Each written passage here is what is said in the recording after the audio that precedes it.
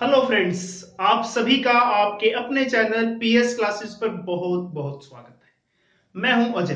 दोस्तों, आज की यह वीडियो है class 10 science chapter number 10 light reflection and refraction. इस चैप्टर की वीडियो नंबर 8 है। आज की इस वीडियो में हम बात करेंगे image formation by spherical mirrors. Spherical mirrors किस तरह से इमेजेस बनाते हैं। इससे पहले वाली वीडियो में मैंने आपको बताया था कि कॉनकेव मिरर का फोकस हम कैसे पता कर सकते हैं प्रैक्टिकली। बिल्कुल आसान सा तरीका था। तो हमें फोकस पॉइंट तो पता लग गया कॉनकेव मिरर का, लेकिन अगर हमें प्रैक्टिकली ये देखना हो कि कॉनकेव मिरर किस तरह की इमेजेस बनाता है, सीधी, उल्टी, बड़ी या छोटी, किस तरह की, तो प्रैक्टिकली किस तरह से करेंगे। क्योंकि अगर हम चीज को प्रैक्टिकली करते हैं तो ज्यादा अच्छे से और आसानी से समझ में आती है। थ्योरेटिकली तो हम सीखेंगे ही सीखेंगे, आपको फिजिक्स लैब में भी जो है ये एक्सपेरिमेंट्स करवाए जाएंगे इमेज कॉनकेव मिरर किस तरह से बनाता है। तो मैं थोड़ा सा आपको बता देता हूं किस तरह से हम प्रैक्टिकली कॉनकेव मिरर के द्वारा बनाई गई इमेजेस को देख सकते हैं। तो इसके लिए आपको क्या करना होगा, आपके पास मान लीजिए कॉनकेव मिरर है, लैब में होगा, घर पे अगर नहीं होगा तो लेबोरेटरी में मिलेगा फिजिक्स की। कॉनकेव मिरर मिल गया। फोकस मैंने बता ही दिया कि कैसे फोकस मिलेगा इसका। तो ये मान लीजिए इसका फोकस पॉइंट है। तो एक्सपेरिमेंट आपको करने को ऐसा मिलेगा, यहां पे मोमबत्ती जला दी जाएगी, ये इसका सेंटर ऑफ कर्वेचर। मोमबत्ती जलाने के बाद एक व्हाइट प्लेन पेपर लेंगे हम, उसको आसपास मूव करते रहेंगे, तो किसी एक जगह पर हमें उस पे मोमबत्ती की जो ग्लो है वो दिखाई देगी। जैसे आप मिरर से करते हैं ना कि उसका जो शाइन होता है वो किसी जगह पे पड़ता है, तो सेम यहां पर भी जो मोमबत्ती जल रही है उसका ग्लो कहीं ना कहीं पेपर पर पड़ेगा। मान लीजिए यहां पड़ रहा है, तो इस तरह से इसकी इमेज जो है वो बन गई। तो ये रखी मोमबत्ती और ये बन गई इसकी इमेज। तो इमेज बड़ी बनी है, छोटी बनी है, उल्टी बनी है, कैसे बनी है, ये सब एक्सपेरिमेंटली आप फाइंड आउट कर सकते हैं इस तरह से। लेकिन एग्जाम में हमें एक्सपेरिमेंट करने के लिए सारा सामान नहीं दिया होगा। एग्जाम में हमें सब चीजों को समझ के जाना होता है, उसके हिसाब से हमें आंसर लिखना होता है। तो हम रे डायग्राम के थ्रू समझने की कोशिश करेंगे कि स्फेरिकल मिरर्स किस तरह से इमेजेस बनाते हैं। तो रे डायग्राम्स बनाने से पहले कुछ इंपॉर्टेंट जो कि 1 मार्क में पूछे भी जाते हैं वो चीजें समझना जरूरी है। अगर वो आप समझ गए तो आपके लिए रे डायग्राम बनाना बिल्कुल ही आसान, बच्चों का खेल लगेगा। तो चलिए पहले उन कुछ इंपॉर्टेंट चीजों को समझ लेते हैं, उसके बाद फिर हम रे डायग्राम बनाकर देखेंगे।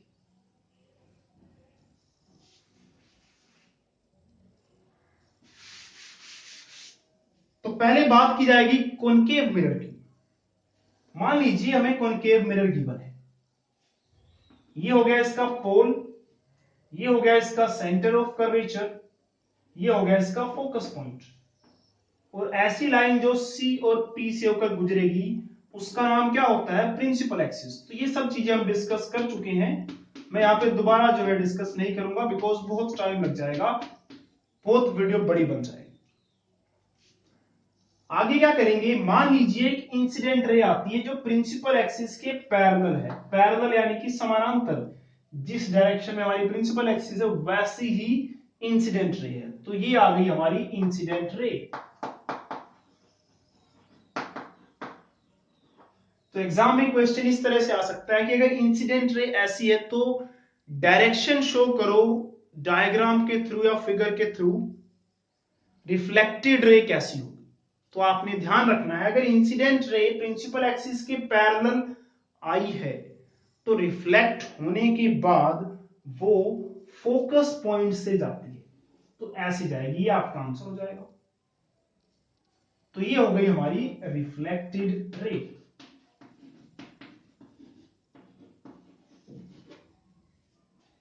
तो इस बात को आपने हमेशा याद रखना है कि जो पैरेलल आएगी प्रिंसिपल एक्सिस के वो टकराने के बाद फोकस से ही जाएगी।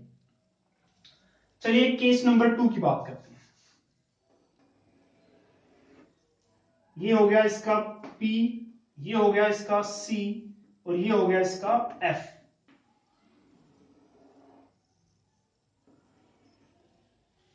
इस बार हम उल्टा करने वाले हैं।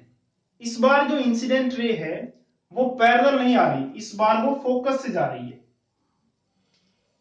तो ये रही इंसिडेंट रे। अब आप फटाफट बताइए कि रिफ्लेक्टेड रे कहां जाएगी। इंसिडेंट रे इस बार फोकस से होकर गुजर रही है। तो पिछली बार इंसिडेंट रे ऐसे आई थी, टकराने के बाद वो फोकस से गई। तो एग्जाम में क्वेश्चन ऐसे भी आ सकता है, इतना बना होगा, बोलेगा इसको कंप्लीट करो, या ये बोलेगा रिफ्लेक्टेड रे की डायरेक्शन शो करो।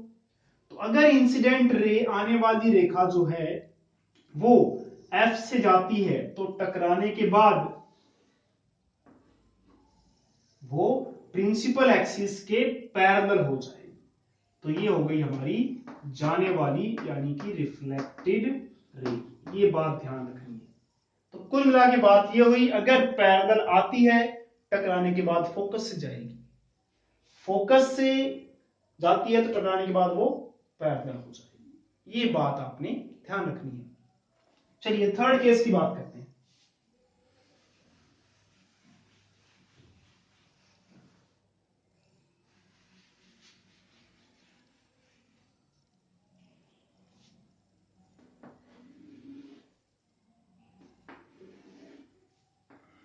ये हो गया पी, सी और ये एफ। इस बार हमारी इंसिडेंट रे जो है वो जा रही है सेंटर ऑफ कर्वेचर से, ये गई। ये कौन सी रे है? Incident ray. तो एग्जाम में किस तरह क्वेश्चन आएगा आपको पता ही लग गया कि वो पूछेगा रिफ्लेक्टेड रे किधर से जाएगी, शो करके दिखाओ। तो याद रखना आपने, अगर सेंटर ऑफ कर्वेचर से कोई भी रे निकलती है तो रिफ्लेक्ट होने के बाद वो वैसे ही वापस जाएगी। तो जैसी आई वैसी ही वापस, तो जैसी आई वैसी ही हमने वापस कर देनी है। तो ये इसका आंसर हो जाएगा। तो रिफ्लेक्टेड रे भी वैसी की वैसी वापस।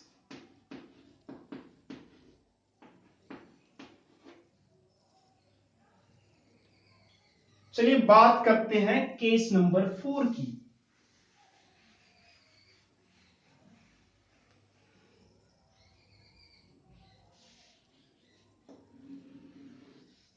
ये हो गया पोल, ये सेंटर ऑफ कर्वेचर,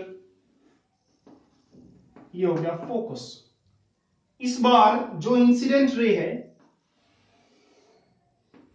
वो सीधा पोल पर आके गिरी है। इंसिडेंट रे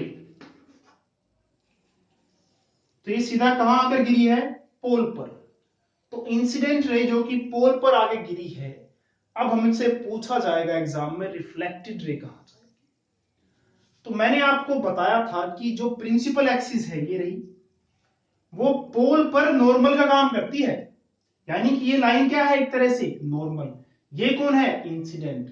तो सीधी सी बात है, जिस एंगल पर इंसिडेंट रे है उसी पर ही तो वापस जाएगी रिफ्लेक्टेड, क्योंकि लॉ ऑफ रिफ्लेक्शन कहता है angle of incidence is equal to angle of reflection. तो अगर ये 30 डिग्री पर आई थी तो ये जाएगी भी कितने पर? 30 पर ही जाएगी। तो ये रही हमारी रिफ्लेक्टेड रे।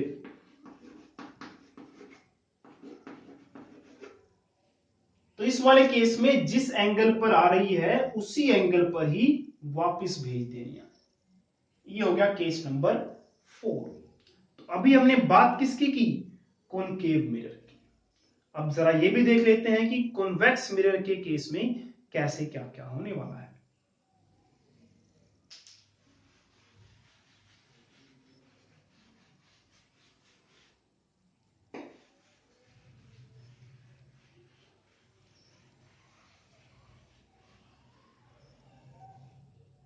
तो अब बात करते हैं कॉन्वेक्स मिरर की। ये रहा कॉन्वेक्स मिरर, ये रहा इसका पोल, ये रहा इसका सेंटर ऑफ कर्वेचर, ये रहा फोकस। ये गई जो लाइन, इसका नाम है प्रिंसिपल एक्सिस।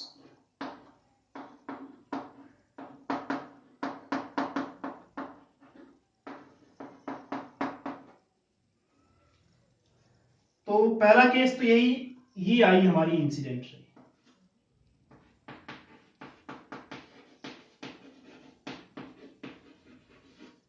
जो कि पैरेलल है प्रिंसिपल एक्सिस के।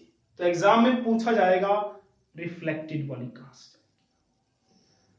तो कॉन्वेक्स मिरर में ये ध्यान रखना है कि जो रे आई है वो इसको तोड़ के अंदर तो आएगी नहीं, वो चली जाएगी, ऐसे रिफ्लेक्ट होगी, लेकिन जो जा रही होगी ना वो इस एफ की डायरेक्शन में जाएगी, इस तरह से। तो ये आपकी सीधी होनी चाहिए एग्जाम में पूरी। तो ये जो मैंने डॉटेड बनाई है ये इसका आंसर हो जाएगा। ये इंसिडेंट रे, तो ये चली गई रिफ्लेक्टेड रे।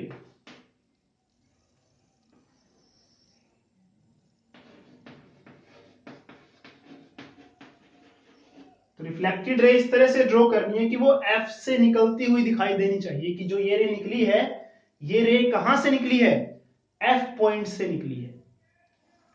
आगे बात करते हैं एक और केस की।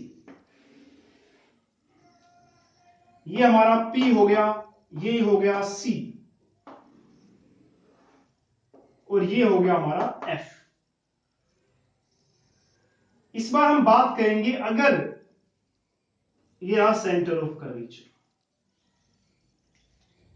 तो इस बार रे कहां से आ रही है, सेंटर ऑफ कर्वेचर से। सेंटर ऑफ कर्वेचर की डायरेक्शन में आ रही है ऐसे। ये कौन सी है, ये इंसिडेंट, इंसिडेंट रे है। कहां से आई, centre of direction, sorry centre of curvature की डायरेक्शन में आई। तो रिफ्लेक्टेड कहां से जाएगी, एग्जाम में पूछ सकता है। तो भाई सेंटर ऑफ कर्वेचर की सीध में जो जैसे आता है वैसे ही चला जाता है, तो जैसे जो आया वैसे ही वापस, तो ये वैसी ही वापस चली जाएगी, ये गई। तो रिफ्लेक्टेड वैसी ही वापस। क्यों ऐसा हुआ, क्योंकि ये आने वाली जो थी वो सेंटर ऑफ कर्वेचर की डायरेक्शन, उसकी तरफ वहां से होकर गुजरती हुई दिखाई दे रही थी, इसलिए ऐसा हुआ। तो ये दो केस हो जाएंगे कॉन्वेक्स की। तीसरा भी आप ड्रॉ कर सकते हैं, पोल वाला।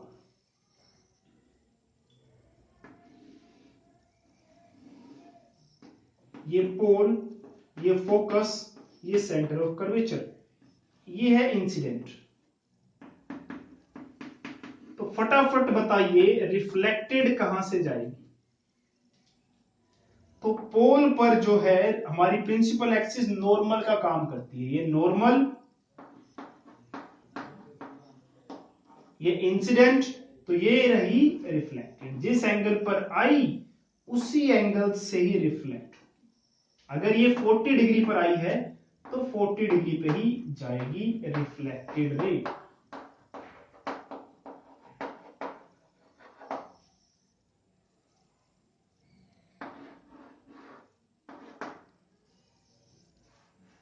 तो ये हो गए सारे के सारे केसेस कॉन्वेक्स के, 1, 2 और ये 3।